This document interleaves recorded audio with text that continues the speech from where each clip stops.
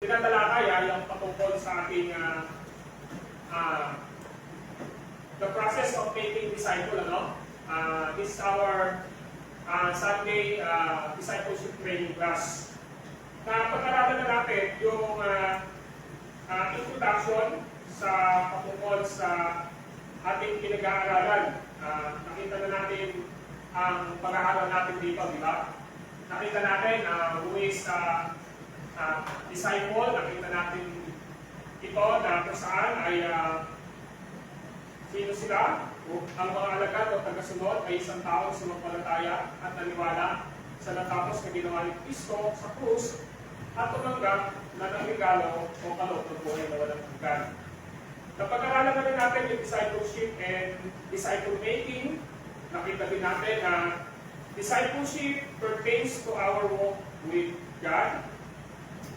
Tapos nakita na rin natin, discipleship or disciple making is our work for God. Nakita na po natin yun. Tapos tingnan natin yung process of making disciple. Nakita natin yung proclaim, ipahayag, yung cultivate, inamin, yung equip, sanayin, yung commission, atasan. Tingnan natin yung process na ito sa kung saan ay mas detalyadong pagpapaliwanag. Nakita na po natin yun. Okay? So ngayon, pupunta po tayo ngayon dito sa ating pag-aaral patungkol sa aralin 1 o yung pagpapakilala kay Jesus. Nakita na natin yung pagpapakilala kay Jesus. Yung pagpapakilala kay Jesus, tinignan na natin yung aralin 1 natin. Pero hindi siya natin natapos, di ba?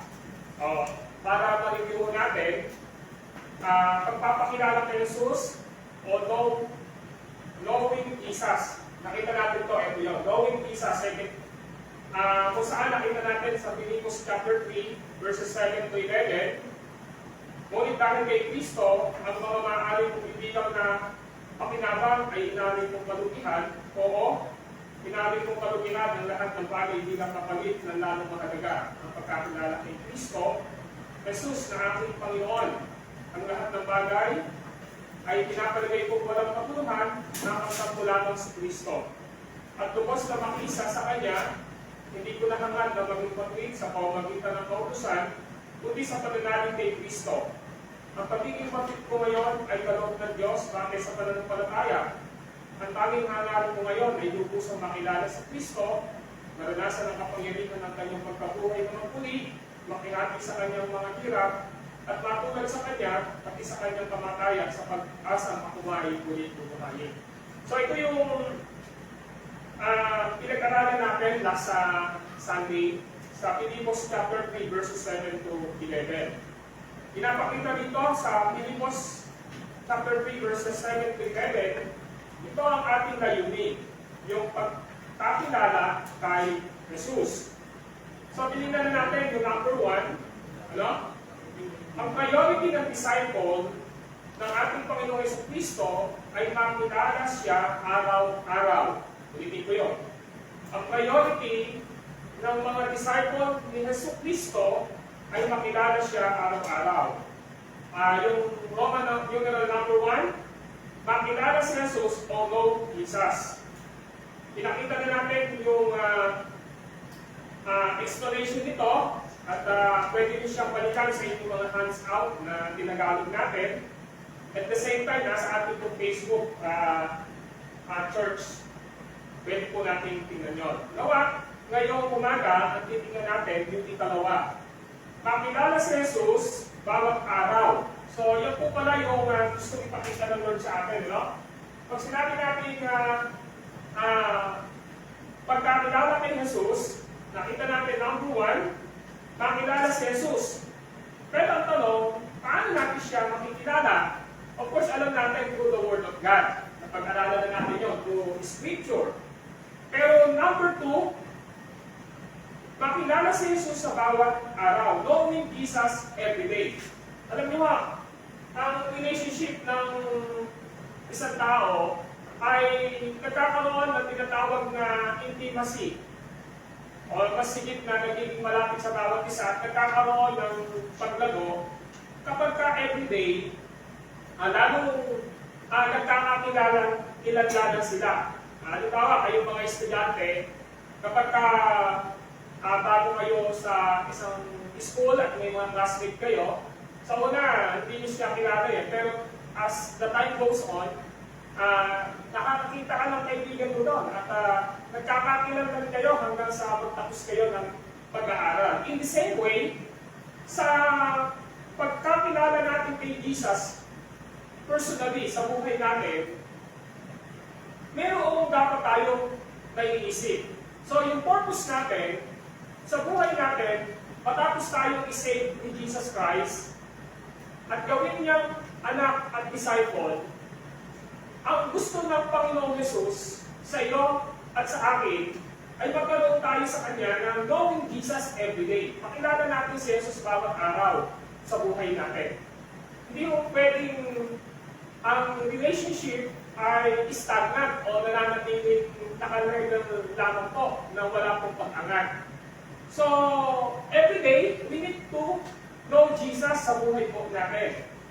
Letter A, ating makikilala si Jesus kapag binabasa natin ang salita ng Diyos o ng Biblia. So, nakita niyo? Paano natin nalaman yan? Yung 2 Timothy chapter 3 verses 16 to 17.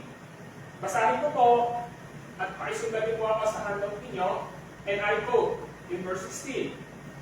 Lahat ng pasulat ay inasihan ng Diyos at magagamit sa pagtuturo ng katotohanan, sa pagpupulaan sa maling aral, sa pagtutuwid sa likong gawain, at sa pag-akay sa matuwid na pamumuhay. Sa gayon, ang lingkod ng Diyos ay magiging handa sa lahat ng mabubuting gawa. End quote. So, sinasabi dito ngayon sa ating sinasabi ngayon dito sa ating passage na binasa na malinaw na ang nag-iisa na paraan ng Panginoong Diyos upang makilala natin everyday si Jesus sa buhay natin through His Word o sa pamamagitan ng Kanyang kasulatan. Alam nyo, ginamit po sa wikang English yung breathed out by God. All Scripture is breathed out of God. Now, nakita niyo po ba sa handout ninyo yung salitang breathed out by God? O hininga na mula sa Diyos, sa Tagalog? Na kapag binasa natin sa Magandang Balita Biblia, ang translation ay kinasihan ng Diyos, na may kahulugan na inspired by God, na ibig sabihin divine origin. Kinasihan ng Diyos o Diyos ang pinagmulan. So, ibig sabihin ng Scripture, ang Biblia, it is referring to 39 books and 27 books ng two-book testament na ang kabuuan ay 66 ay nagpapakita na ito ay breathed out by God. Literally, salita po ito ng Diyos. Now, ang question ngayon ay ito. Paano na ang salita ng Diyos ay gumagawa sa ating paglago sa pag-disciple? Now, huwag tayo mag-confuse yung salitang disciple at ginamit ko yung salitang pag-disciple ay nagpapatunay ng kahulugan na ikaw ay student at saka learner. So, yan yung kahulugan ng salitang disciple, students or learners. Ibig sabihin, mag-aaral at saka estudyante. So, ibig sabihin, kailangan natin ng magtuturo sa atin. Tama po ba?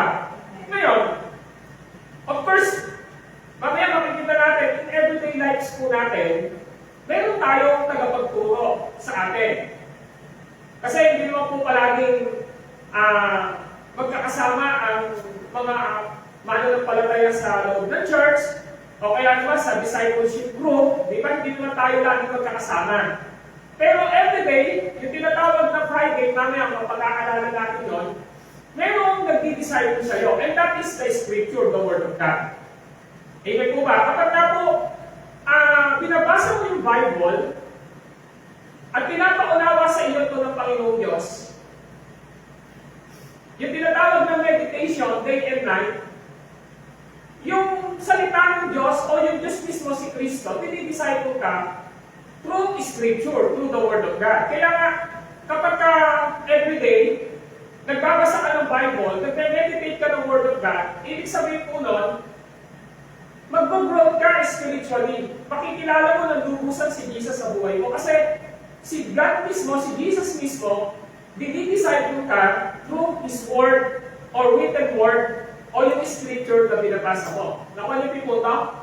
But of course, alam natin na dahil tayo ay disciple, anak ng Panginoon, bahagi ng kanyang pamilya, mayroong accountability as a disciple na magpa-disciple sa discipler. Sino yun? Yun yung mga tagapagturo ng salita ng Diyos na nagdi-disciple sa iyo. Halimbawa, ako, pastor niyo po ako dito sa church natin at dito sa discipleship training class natin, maliwanag na dinidisciple po kayo ng salita ng Diyos sa pamamagitan ng paggamit ng Diyos sa akin. Tama po ba? Ginagamit ako ng Diyos as your discipler. Pero siyempre, yung pinaka means o paraan ng Diyos at wala nang iba, kundi Scripture.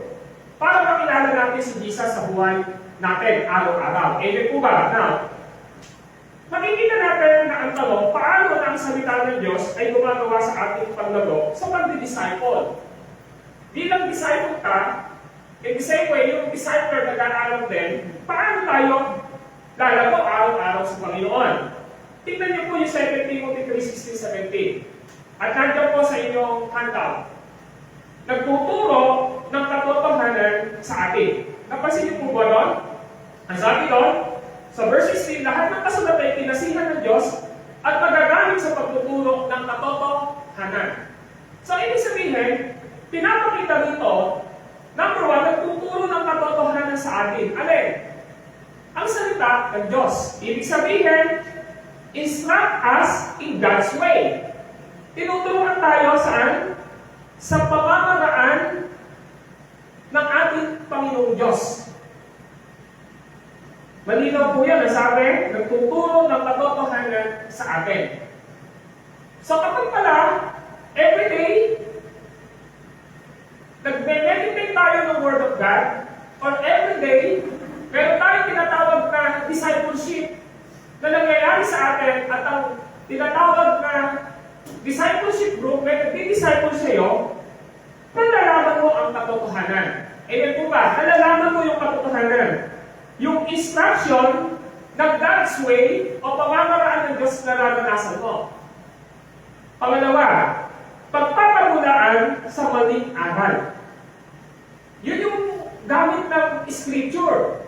Yung gamit ng Scripture, yung pagpapagulaan sa maling aral. Nire-rebuke tayo ng salita ng Diyos. Kaya even in our discipleship, katulad ng ginagawa ito, o sa mga magiging discipleship na grupo ninyo, ibig sabihin po, yung Word of God, nagre-rebuke siya. Ibig sabihin, pinabubulaanan niya ang maling aral. It convict us when we stray. Ano ibig sabihin nun? Tayo ay kinukumbikta kapag tayo ay nalalayo na sa ating Panginoong Diyos. Ano pa? Nagtutuwid sa likong gawain. Kaya yung purpose mo ng Word of God, dahil alam na tayo ng Panginoong Diyos, disciple na tayo ng ating Panginoong Diyos, ang gusto ng Panginoon, lagi na tayong itinutuwid. Saan? Sa mga likong gawain. Ang ibig sabihin po na likong gawain, ito yung mga kahinaan pa natin. Di ba? At alam naman natin na mayroon tayong enemies. Sino yun? Of course, alam natin si Satan, ang devil, yung takbo ng mga kapo niya. Tapos andyan pa yung inangalap ng takbo ng sanlibutan, andyan pa yung kahinaan natin. Kaya kapag tayo ay sumasailalim sa discipleship making, di ba? Tapos, tayo ay tinuturuan, nagpapasakot tayo. Doon sa ibinigay ng Lord sa atin na nagdi-disciple sa atin. At ang tinuturo ay salita ng Diyos, tinutuloy tayo sa limong gawain. Ibig sabihin, it set us right when we do not the right things. Ibig sabihin po, ito yung nagseset, naglalagay ng tama kapag tayo ay hindi na gumagawa ng tama. Yung pang-apat na sabi, pag-aakay sa matuwid na pamumuhay. So yung scripture, siya yung nag-aakay sa atin sa matuwid na pamumuhay. It equipped us for godly living. Tinasanay tayo ito sa maka-Diyos na pamumuhay. Yung pang-lima, maging handa sa mabuting gawain. Yan ang sabi ng verse 16, 17 Sabi doon, sa gayon, ang lingkod ng Diyos ay magiging handa sa lahat ng mabuting gawa.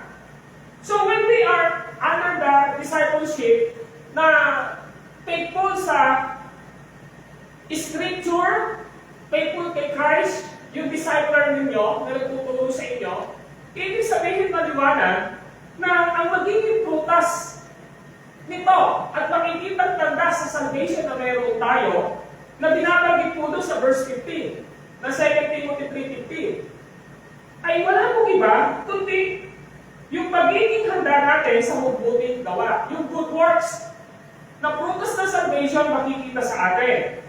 Sabi nga po, by immersing ourselves in Scripture, kapag tayo po ay patuloy nating iilalim, nilulublog ang ating mga sarili. Saan? Sa salita ng Panginoon, sa Scripture. Tayo ay mas lubusang masasanay para sa mabubuting gawa sa paglilingkod sa Diyos at sa iba. So nakita niyo po yan? So ibig sabihin, yung nagtuturo ng katotohanan sa atin, yung pagpapabulaan sa maling aral, yung pagtituwid sa limong gawain, pag-akay sa magtitapong buhay, yan po yung nasa verse 16. Na 2 Timothy 3:16. Basahin ko po ulit. Lahat ng kasulatan, tinasihan ng Diyos, at magagamit sa pagtuturo ng katotohanan, sa pagbubulaan sa maling aral, sa pagtutuwid sa limong gawain, at sa pag-akay ng mabit na pamumuhay. So, yan yung 5 na nagtuturo ng katotohanan sa atin, pagpapabulaan sa maling aral, nagtuwid sa limong gawain, at pag-aakay sa mabit na pamumuhay. So, kapag nangyayari na ito sa atin, ano ba yun ang magiging bunga nito ngayon sa atin? Yung verse 17. Ang sabi nun, sa gayon, ang lingkod ng Diyos ay magiging handa sa lahat ng mabuting gawain. Kaya yung pang-anim na nakita natin dyan, yung maging handa sa mabuting gawa. Pero ang tanong, paano natin ito mai-enjoy? Paano natin ito magagawa? Siyempre, kung po sa 2 Timothy 3:15, ano sabi nun?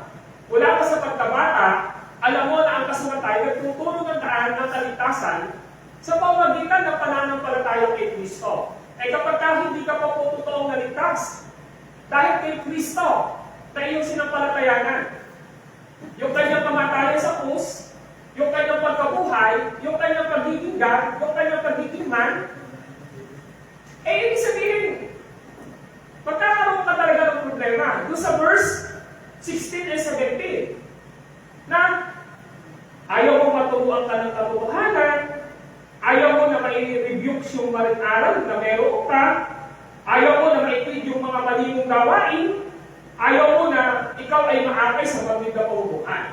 At ayaw mo rin na magkabunga ito na mabuting gawa. Kaya yung verse 15 yun yung mahalaga.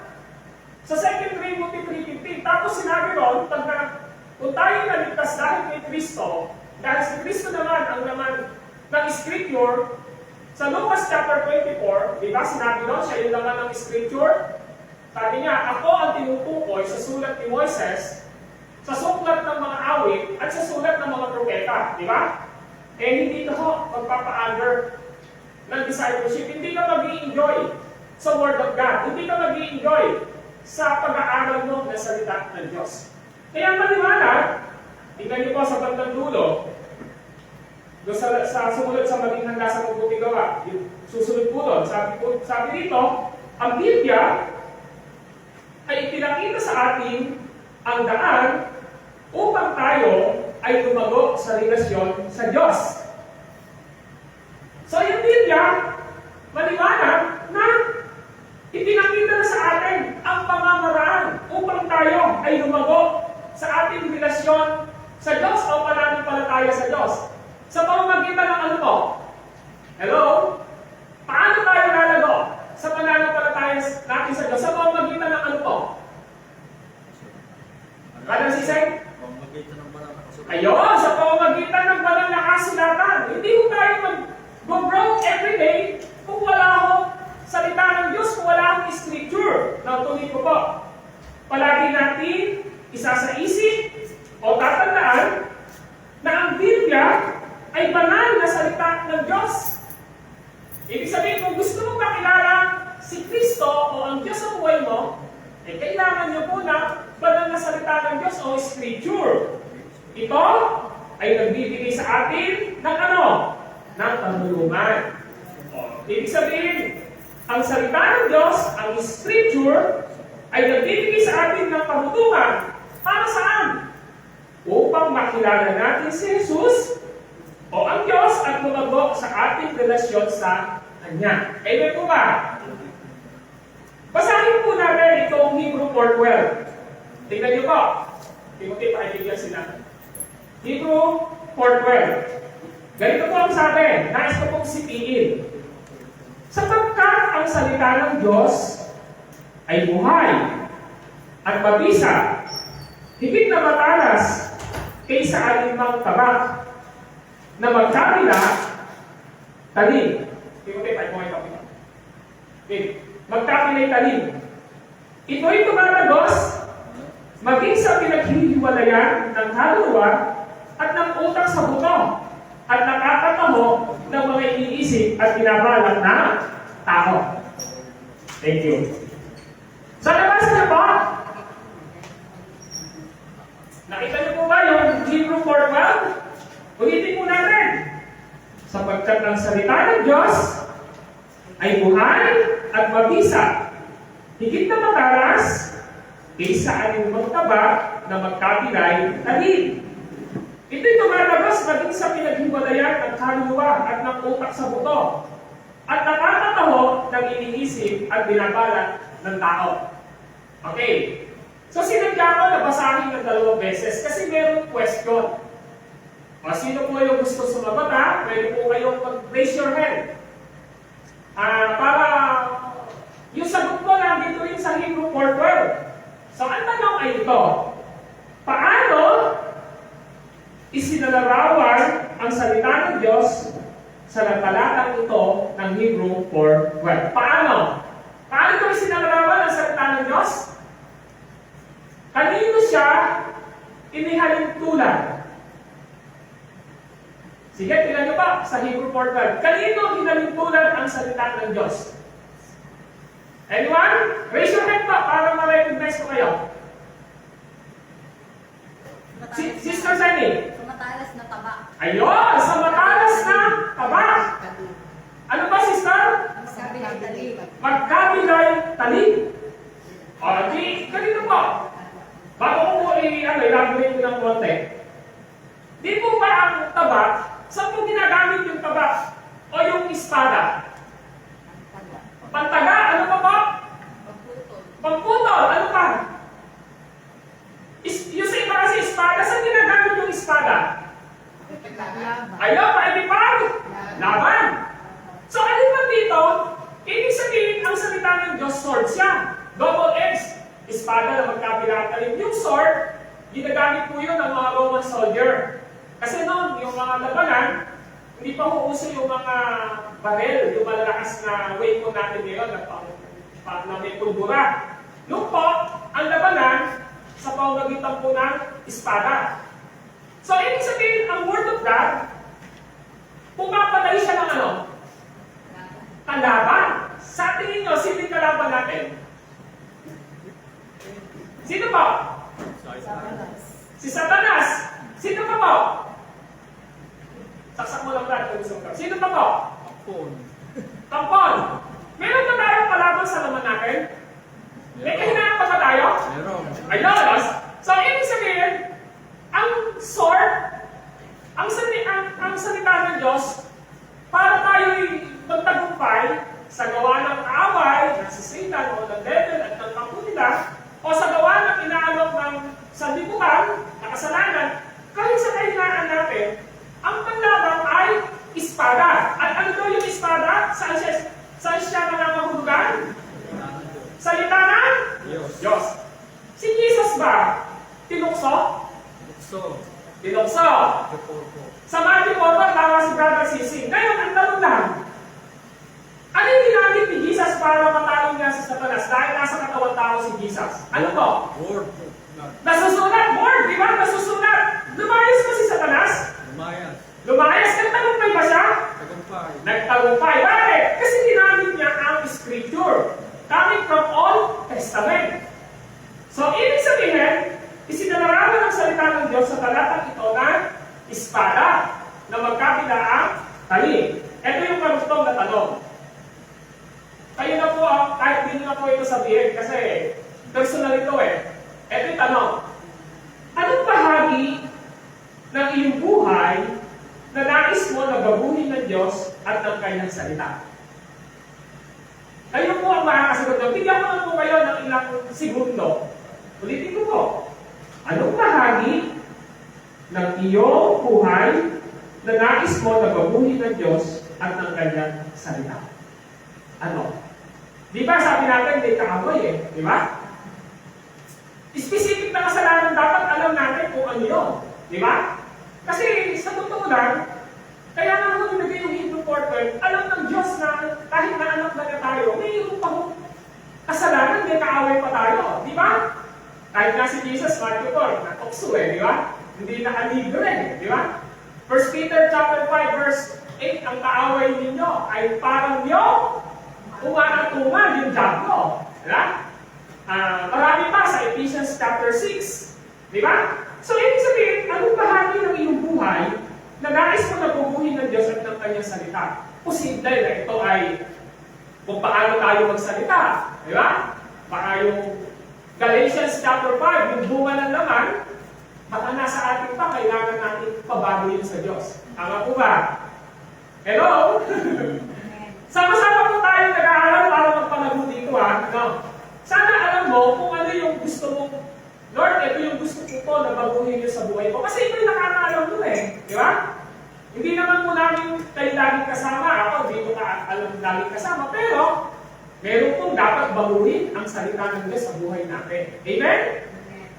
Pwedeng pananalita, pag-iisip, at saka sa gawa. Kailangan natin pabaguhin. Kaya ang tanong, anong bahagi ng iyong buhay na nais mo na baguhin ng Diyos at ng kanyang salita? Total, meron naman po kayong hawak, pwede niyo po yung ilista, basahin, okay? Pagpapatuloy po natin.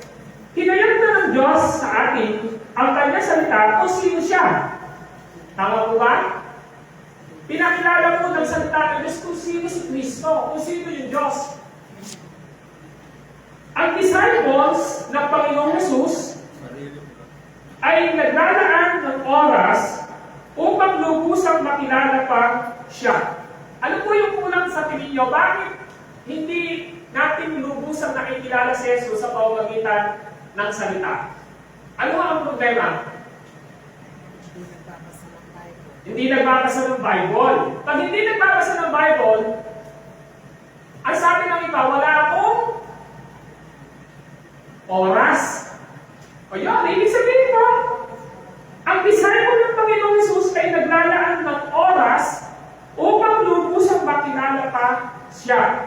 Ibig sabihin, kapag hindi mo po pinaglaanan ng oras, ang pagbabasa ng Bible, sa personal na buhay mo, yung meditate it day and night, bulay-bulayan mo ito araw-gabi, wala kang time doon, eh, hindi ka mo talaga magiging maalam.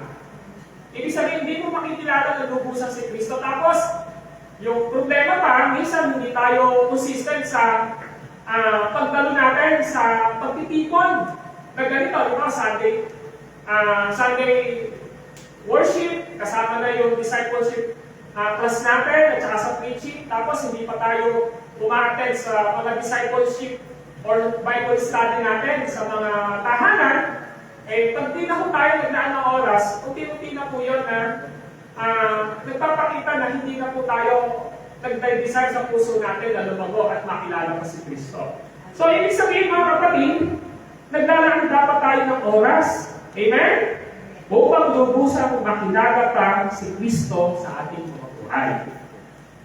Ang malaman, ang salita ng Diyos, ay hindi lamang pag-alam o pagkuha ng maraming kaalaman sa kasulatan. Hindi mo tayo nag-aaral para lang maging matalino tayo. Di ba? Para sabihin natin, ay, maalam ako. Di ba? Kaya natin makipagdebate. Hindi mo yun yung pinaka-purpose nito.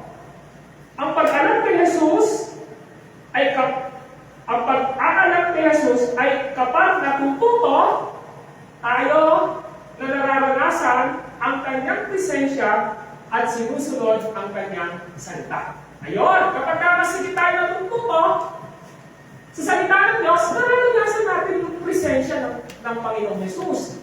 Yung presensya ng Banal na Espiritu. Nakasama natin siya bawat minuto ng buhay natin. Amen po ba? Tapos, kapag mas hindi tayo natututo at nakikilala si Kristo, sinusunod natin yung kanyang salita. Ibig sabihin, hindi po pala yung purpose natin basta pag marunong lang tayo. Ang gusto ng Lord, ma-experience natin na siya kasama natin palagi. Yung presensya ng Panginoon. At sumunod tayo sa kanyang salita. Pagpapatuloy for us, para sa atin, ang makilala si Jesus ng intimately. Alam niyo ba ibig sabihin ng intimately? Malalim. Na pagkakilala kay Jesus, kailangan natin ibigay ang sarili saan? Sa banal na salita ng Diyos. Ibig sabihin po, kung gusto mong makilala si Kristo, ipasama mo yung sarili mo sa salita ng Diyos. Kung gusto mong maranasan ang presensya ni Kristo ng Diyos sa buhay mo, dapat ipasahod natin. Ibigay natin ang ating sarili sa salita ng Diyos. Ang disciple ng Jesucristo, ni Jesucristo, ay palaging nangangailangan ipaglaban ang kanilang oras para sa Diyos. Bakit kailangan natin ipaglaban? Kasi nga, ang espiritual na aspeto na banal. Di po ba? Bakit po yung iba walang time sa pagsamba? Bakit po? Sabihin nila, wala na sa iyong oras eh. Di ba? Yung iba, bakit ayaw magkaroon ng personal devotion? Lagi sasabihin, wala akong oras, busy ko sa ibang bagay. Pero totoo, hindi mo totoo yun. Bakit? Kasi kung disciple tayo, alagad tayo, anak tayo ni Kristo, malinaw sa atin na mag-aaral tayo, tagasunod tayo ni Kristo. Estudyante tayo dapat ng salita ng Diyos. Kaya ibig sabihin, hindi mo reason o rason sa mga totoong anak ng Diyos na, ay wala akong kahit. Sa tunay na po, ang disciple ni Kristo palagi niya siyang nangangailangan na makipaglaban. Doon sa nagiging takbo ng buhay niya na ino-occupy siya, ino-occupy ng maraming bagay yung oras niya sa takbo ng sanlibutan ito. Tapos hindi niya nabibigyan ng time si Jesus sa buhay niya through meditating and reading God's Word. O kaya naman yung pag-aaral natin sa Sunday na ganito, o kaya naman sa mga Bible study discipleship natin, eh alam niyo ho, kailangan nating pag-isipan ito. Kasi alam niyo, lahat ng bagay na gagawin niyo, temporal impact lang po nun o kapakinabangan dito sa lupa. Pero kapag nagbigay po tayo ng oras natin para kay Kristo sa kanyang salita, ang impact nito ay closeness kay Kristo. At the same time, yung eternal life na pinangako niya, habang nag-aaral tayo ng salita ng Diyos, ang salita ng Diyos ay nagiging ilaw sa ating mga paa sa paglakad. Saan? Sa daan ng ating. Yun po ang ibig sabihin. Amen? Letter B.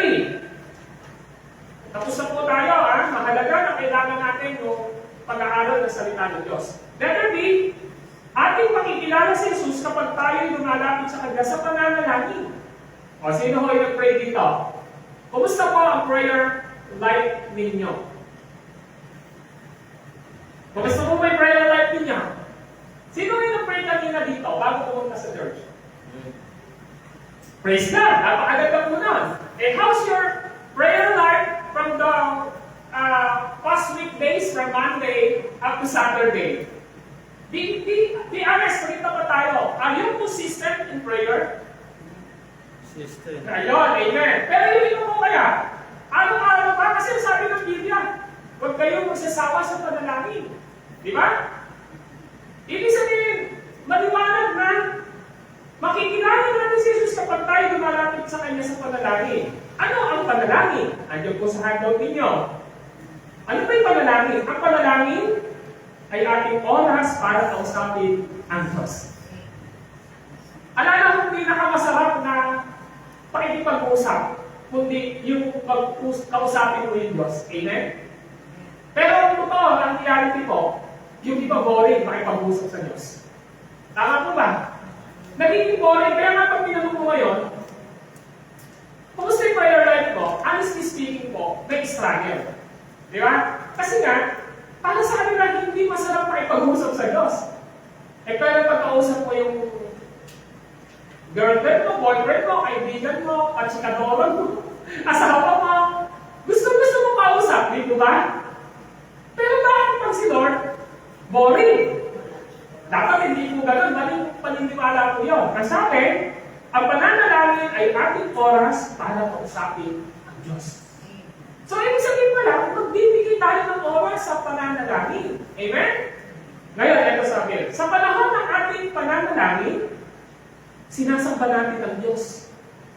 Sa oras ng ating pananalangin, ipinapahayag natin ang pagtatalaga ng sarili natin sa Diyos.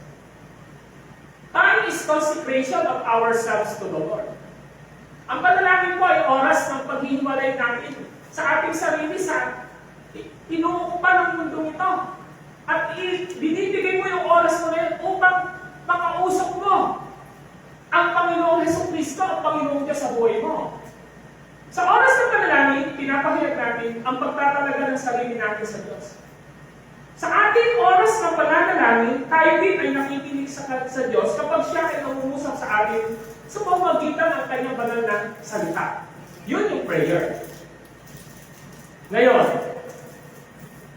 sa mga passage na ito, nababasahin ko po, ano ang inuutos ni Pablo sa mga mananampalataya patungkol sa pananalangin?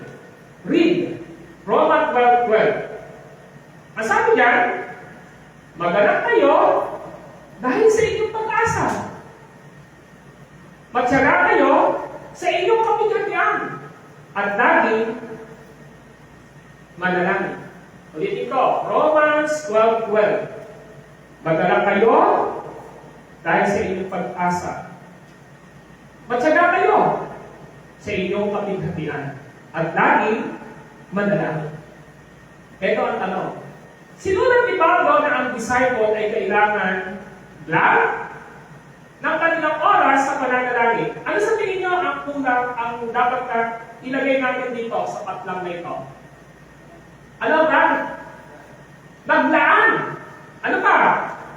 Ayun na, tingnan nyo po yung verse 12 na binasa. Tama yun. Maglalaan tayo ng oras. Ano pa yung nakikita nyo po dyan na pagsasalarawan sa pananalangin? Sa verse 12, ano yung nakita nyo? Maganap. Yung iba kasi hindi nagaganap eh. Tama po ba? Pag hindi ka po naghaganap manalangin, hindi ka pag-pray. Tama po ba? Sa tingin nyo ba, sino yung supplier at nagpo-provide ng buhay, ng lahat ng lakas, lahat ng meron tayo? Sino po? Hello, sino po? Si Jesus. Kailan po kayo nagpasalamat kay Jesus? Kasi nakalagay po doon eh. Di ba? Kailan kayo nagpasalamat kay Jesus sa Panginoon? Lord, thank you, nabayaran na natin yung lupa. Eto, meron kami nabitin ka rin bagay na ganito, di ba? Meron kami pagkain, pinagaling mo kami, di ba? Iningatan mo kami, pinrovide mo, nakatagpos na kami sa buhay sa mundo. Pinagtagumpay mo ako sa kasalanan, lumalago ako sa pananampalataya sa iyo. Kailan po? Kapag hindi mo po yung ginagawa, ibig sabihin, wala kang kagalakan na makipag-usap sa Diyos. Ako niyo po ba? Tama ang sabi ito ni Sister Stanley na sa inyo, magalak! Ano ba? Matyaga? Ba't kaya nilagay yung maging matyaga? Kasi nga po, hindi lahat ng prayer natin masusunod, kundi yung gusto ng Diyos yung masusunod sa atin. Amen? Pag sinabi mong matyaga, ano, mag-peace ba yun? Kasi alam ng Panginoon na ang prayer, kasi isipin mo, kakausapin mo yung Diyos na hindi mo nakikita. Tama po ba? Tapos magsasalita ka, kakausapin mo siya. Di ba? Samantalang, yung tao, kausap mo harapan mo, nakikita mo yung interaction ng face niya, sumasagot siya, yung Diyos na pinagpe-prayer mo, hindi mo nakikita visually, pero yung pagiging Diyos na nararamdaman mo, di ba? Kaya sabi niya, maging madalakin kayo. Sabi kayo, kailangan magtsyaga kayo. Di ba? Kailangan manalangin kayo lagi. Yung salitang magala, matyaga, lagi. Description po yan ng prayer ng bawat isa sa atin. Amen? Kaya ibig sabihin, sinasabi natin yung sarili natin sa prayer life po natin. Okay? O tingnan nyo, unang Thessalonica, Kabanata 5, ang talata po 16 at 18. Ano sabi dyan? Magala kayo lagi. Verse 17. Maging matyaga sa panalangin. Parang parehas ng Roma 12, di ba? Verse 18. Ipagpasalamat ninyo sa pangalan ni Kristo Jesus ang lahat ng pangyari sapagkat yaon ang ibig ng Diyos. Ang tanong ngayon, sinulat ni Pablo na ang disciple ay dapat, tatlo po yung nakalagay dyan sa panalangin. Ano yung una? Sa verse 16. Dapat daw po ay ano? Madala. Ano daw po sa verse 17? Sa verse 18? Pagpapasalamat. Ayun, kaya pala, yung mga disciple dapat, nagdadala sa pananalangin. Tama po ba? Ang mga disciple dapat ay nagtsitsaga sa pananalangin. Ang mga disciple dapat ay laging nagpapasalamat sa pangalan ni Kristo Jesus sa lahat ng pangyayari. Bakit? Sapagkat yan ang ibig ng Diyos. Amen? Ngayon, tingnan nyo. Doon naman sa Roma 8:26-27. Ito ang sabi. Gayon din naman, tinutulungan tayo ng Espiritu sa ating kahinaan. Hindi tayo marunong manalangin ng gusto. Kaya ang Espiritu ang lumuluhog para sa atin. Sa paraang di magagawa ng pananalita. At nauunawaan ng Diyos na nakakasaliksik sa puso ng tao. Ang ibig sabihin ng Espiritu. Sapagkat ang Espiritu ay lumuluhog para sa mga banal ayon sa kalooban ng Diyos. Ano ibig sabihin dyan? Ang tanong, ano ang gawain ng banal na Espiritu sa buhay pananalangin ng mga disciple? Once again, ito yung question. Listen, sa Romans chapter 8, verse 26-27. Ano ang gawain ng banal na Espiritu sa buhay pananalangin ng mga disciple? Ang sagot ay ano po? Tinutulungan tayo ng Espiritu sa ating kahinaan. Amen? Ang Espiritu ang lumuluhog para sa atin. Tama po ba? Ibig sabihin, tingnan nyo sa verse 27, sapagkat ang Espiritu lumuluhog para sa mga banal. So, ibig sabihin, yung Espiritu Santo, siya yung nagpapaunawa sa mga prayers natin sa Diyos. Kay Kristo na hindi natin kayang ipaliwanag, kaya yun ang sinasabi. Ngayon, nais ni Jesus na ang kanyang mga disciples ay palaging manalangin. Palagi po ba kayong mananalangin? Okay. Ang panalangin ay ating right mind to God. Ibig sabihin, kapag malayo yung mahal natin sa buhay, ang ginagamit natin na instrumento, cellphone para tawanan. Tama po ba? Kahit nasa ibang bansa, kahit nasa malayo, yun yung lifeline natin sa mga mahal natin sa buhay. Linya natin yun. Yung buhay ng linya natin, na i-communicate sa pamamagitan ng cellphone, kaya nakakausap natin sila. Alam niyo yung prayer natin? Yan po yung linya ng buhay natin sa Diyos, ang prayer.